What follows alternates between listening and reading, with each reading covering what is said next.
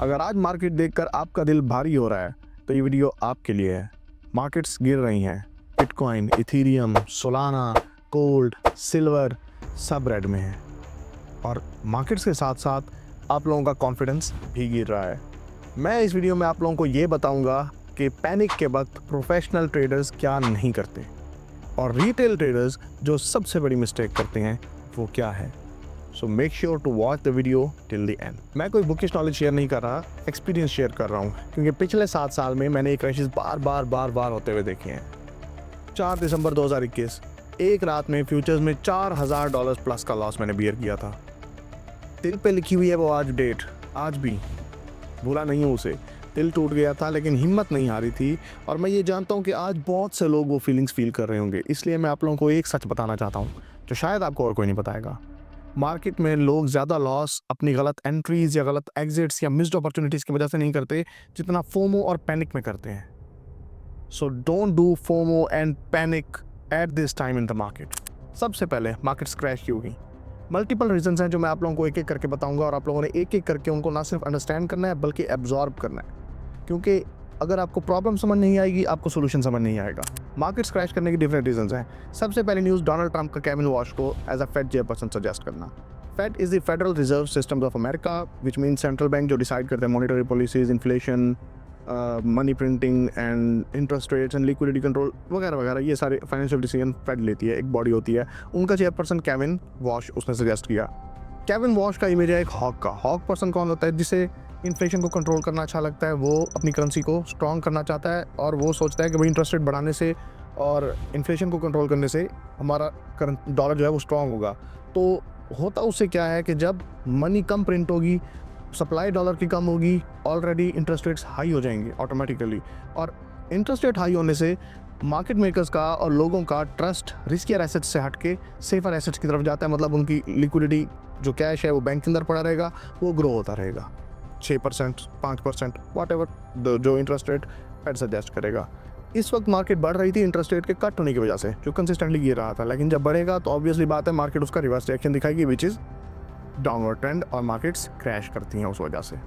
अब दूसरी रीज़न थी जेरेमी पावेल जो करंट फेड के चेयरमैन है, उन्होंने बोल दिया कि इस साल में मजीद रेट कट नहीं होंगे। उसकी वजह से भी मार्केट में ये क्रैश आया कि एक तो केविन वॉश की न्यूज़ आ गई, दूसरा रेट कट ना होने की न्यूज़ आ गई। तो दिस मीन्स कि भाई अब रेट कट खत्म होने वाले हैं तो आगे बढ़ेंगे। सो मार्केट मेकर्स ने सबसे पहले अपने आप को एग्जिट करवाया। अभी भी ये चीज़ कंफर्म होना बाकी है कि either this is a liquidity Hunt और रियल मार्केट क्रैश, जिसे हम कुछ दिनों में 3 से 4 दिन में जब बिगर पिक्चर क्लियर हो जाएगी मैं आप लोगों को फ़ौरन अपडेट भी कर दूंगा इसी चैनल पर, यहीं पर इन्हीं वीडियोस के अंदर। नेक्स्ट हेडलाइन बनी रशिया का नेशनल वेल्थ फंड में गोल्ड के रिजर्व सेल करना। अब ये ज़रा आप लोगों ने समझना है कि भाई उनका सेंट्रल रिजर्व जो है कंट्री का वो एक सेपरेट चीज़ है, नेशनल वेल्थ फंड एक सेपरेट चीज़ है, लेकिन still national wealth fund is more than 500 ton of gold और उन्होंने डिसाइड किया कि वो इसको रिड्यूस करके 160, 170, 180 टन पे लाएंगे। मतलब 70% तक वो अपने मार्केट में सप्लाई ऑफ गोल्ड को सेल कर देंगे, जिसकी वजह से भी मार्केट क्रैश बनी। ये सारी न्यूज़ बनकर एक फंडामेंटल अटैक बनी जिसमें मार्केट मेकर्स को लगा कि भाई यहाँ पर से गिराना चाहिए मार्केट को, हमें एग्जिट लेना चाहिए और उन्होंने एग्जिट लिया, जिसकी वजह से ये सारी पैनिक सेलिंग क्रिएट हुई और मार्केट क्रैश की। अब अगर आप लोग ये वीडियो यहाँ तक देख चुके हो तो इसका मतलब है आप पैनिक नहीं क्लैरिटी ढूंढ रहे हो। अब सबसे इंपॉर्टेंट ये नहीं है कि न्यूज़ क्या थी, अब सबसे इंपॉर्टेंट ये है कि नेक्स्ट क्या करें, जिसके लिए हम चलते हैं चार्ट्स पर, क्योंकि वहाँ पर मार्केट का नॉइज नहीं क्लैरिटी मिलती है। Okay, so now we are on the charts and this is the chart of bitcoin USDT daily time frame.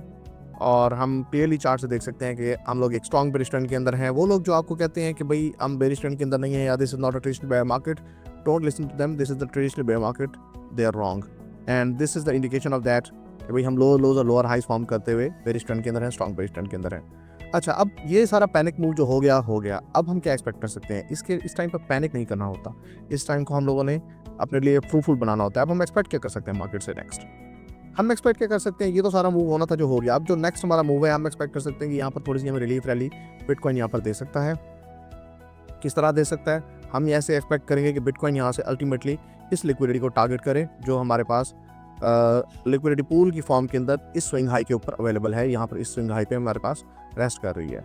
So this is a liquidity pool.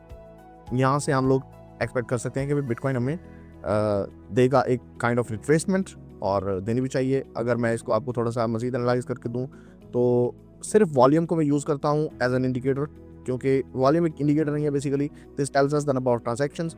और हम लोग देख सकते हैं यहाँ पर कंसिस्टेंटली अल्ट्रा हाई वॉल्यूम्स लग रहे थे। ये जो 3 थे हमारे पास, ये अल्ट्रा हाई वॉल्यूम था, ये अल्ट्रा हाई वॉल्यूम, ये ultra high volume followed by stopping volume, ये हमारे पास एक स्टॉपिंग वॉल्यूम लगा। नेक्स्ट हमारे पास विक हुआ और उसके बाद अंदर क्लोजिंग हो गई and we got a huge volume which indicates the buying. So I am expecting कि भाई यहाँ से मार्केट वेव्स की फॉर्म होती हुई ऊपर जाएगी और अपने अल्टीमेटली इस लिक्विडिटी को उठाएगी which is resting above 91,150। तो हम लोग टारगेट कर सकते हैं इंशाल्लाह कि बिटकॉइन यहाँ पर से $92,000 तक जाने के चांसेस हैं। 4 आवर को अगर मैं देखूँ, let's now close the volume. 4 hour को अगर मैं देखूँ यहाँ पर क्विकली, तो हमारे पास कुछ इस तरह का मूवमेंट दिखेगी।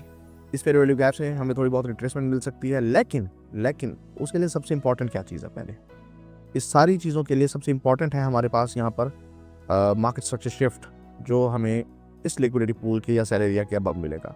यहाँ पर अगर मुझे अब बार क्लोजिंग्स मिलती हैं लाइक दिस, पहली कैंडल ये बने, दूसरी कैंडल फिर हम लोग एक्सपेक्ट करेंगे भाई कुछ इस तरह की बने, दूसरी कैंडल इस तरह की बने। तो इस तरह की अगर हमारे पास कैंडल्स बनती हैं, अब बार क्लोजिंग्स होती हैं, then we can expect that the market has shifted its structure on the lower time frame. 1 hour is my lower time frame. मैं 15 मिनट और 1 मिनट 5 मिनट वाला टाइम फ्रेम पर नहीं देख रहा। 1 आवर पर जब मुझे मार्केट स्ट्रक्चर शिफ्ट मिलेगा, I am expecting then a relief rally कि भाई हम ऊपर जा सकते हैं। This is a scenario 1। Scenario 1 क्या है कि ऑलरेडी जिस तरह से मार्केट यहाँ पर बार बार ड्रॉप हो रही है, टच किया गिर गया, टच किया गिर गया, तो what I am expecting scenario 2 में कि भाई यहाँ पर से मार्केट विक करेगी या इस तरह से क्लोज करेगी लाइक दिस, कि भाई यहाँ पर से मार्केट एक फॉर एग्जांपल ग्रीन कैंडल बनाती है और उसके बाद नेक्स्ट कैंडल मार्केट की इस तरह से थोड़ी सी रिवर्स बनती है और एक रेड कैंडल बनती है, इनवर्स क्लोजिंग देती है, या मार्केट इसके ऊपर विक करती है और क्लोज अंदर कर देती है लाइक दिस, और नेक्स्ट कैंडल फिर अगेन बेरिश बनाती है। Then what we can think of is that कि यहाँ पर ये मार्केट ने विक बनाई इस तरह से, इस तरह से अगर स्ट्रक्चर बनता है, then we can expect the market will go downwards and ultimately market यहाँ तक जाएगी। और कहाँ तक जा सकती है? Market can go to 71,000 to 69,000। वो क्यों? अगर मैं मैक्रो स्ट्रक्चर को देखूँ तो यहाँ पर हमारे पास एक बहुत ही अमेजिंग ऑर्डर ब्लॉक है वीकली टाइम फ्रेम का। ये एक बहुत ही अमेजिंग ऑर्डर ब्लॉक है जिसको मार्केट मिटिगेट कर सकती है। अभी तक मार्केट ने इसको मिटिगेट नहीं किया। इस ऑर्डर ब्लॉक से मैं देख रहा हूँ कि भाई यहाँ से मार्केट फिर बाइंग की तरफ जाएगी, यहाँ से बाय होकर अगेन अल्टीमेटली मार्केट हमें 91-92,000 के ऊपर दिखेगी। And this is what are the 2 scenarios जो मैं देख रहा हूँ मार्केट को अपने एनालिसिस के, जो मार्केट एनालिसिस के साथ जो मार्केट कर सकती है। तो आप लोग भी माइंड में यही रख सकते हैं कि हमें अल्टीमेटली यहाँ से ऊपर क्लोजिंग मिल गई तो हम लोगों की रिलीफ रैली मिल जाएगी 92,000 अबव। और अगर हमें यहाँ से मार्केट को एक मजीद बेरिश स्ट्रक्चर मिला, मतलब ब्रेक ऑफ स्ट्रक्चर हमें नीचे को मिला, तो हम लोग 69,000 से 92,000 तक की रिलीफ रैली एक्सपेक्ट कर सकते हैं इस मार्केट से at this time. I hope so कि भाई यहाँ पर मैं आप लोगों को क्लियर कर चुका हूँ और आप लोग मजीद पैनिक नहीं करेंगे। अगर हम बिटकॉइन की बात कर चुके हैं, लेट्स वॉच इथेरियम। इथेरियम ने कुछ ज़्यादा ही बेरिश रिएक्शन दिखाया इस ऑर्डर ब्लॉक से। डोंट वरीज, इथेरियम भी फॉलो करेगा बिटकॉइन को। अगर बिटकॉइन यहाँ से रिलीफ रैली देता है तो इंशाल्लाह इथेरियम भी हमें एक क्विक रिलीफ रैली देगा, जो मैं एक्सपेक्ट कर सकता हूँ कि भाई वो 3,040-50, 3,080 तक हो सकती है। मे बी इस वैल्यू गैप को भी मिटिगेट करे, which is resting on 3,082. So this is the update from me for Ethereum, and let's now move on to silver. Silver strong bullish trend के अंदर था, अल्टीमेटली एक गंदा सा मूव आया which was not expected, किसी को भी एक्सपेक्टेड नहीं था। ठीक है, गिरना होता तो इसी तरह से गिर सकता था, लेकिन ये एक मूव मेरे हिसाब से तो लिक्विडिटी वो मूव है, क्योंकि अभी भी इसे डाटा सपोर्ट नहीं करा। बट इफ इस फेयर वैल्यू गैप के बाद हम अगर यहाँ पर छोटे टाइम फ्रेम के अंदर जाते हैं, इस फेयर वैल्यू गैप में जो हमारे पास ये रेस्ट कर रहा है फेयर वैल्यू गैप 4 आवर्स के अंदर, या ये जो गैप है इसकी कॉन्सिक्वेंट इंक्रोचमेंट से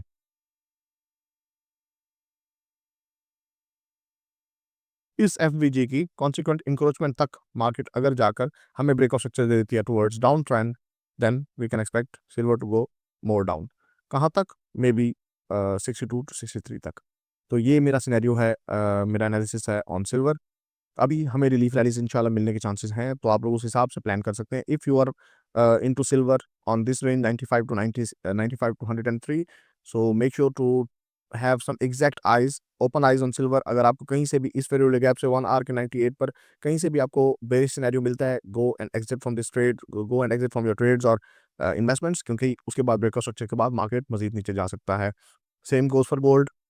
हमें यहाँ पर कोई अगर साइंस मिलते हैं किसी भी लेवल से, प्रीमियम लेवल से, like this, gold almost premium level के अंदर आने वाला है 5000 तक। अगर यहाँ से हमें साइंस मिलते हैं कि जैसे ये एक बेरिश और ऑर्डर ब्लॉक है, ये एक बेरिश ऑर्डर ब्लॉक है, यहाँ से अगर साइंस मिलते हैं मार्केट के, तो मार्केट मजीद नीचे जा सकती है। लेकिन जा कहाँ सकती है, सिनेरियो भी यही है कि भाई मार्केट यहाँ तक इस लिक्विडिटी को टेक आउट करेगी और होप सो इससे नीचे नहीं जाएगी। मतलब अगेन 4360 तक इससे नीचे जाने के चांसेस कम है।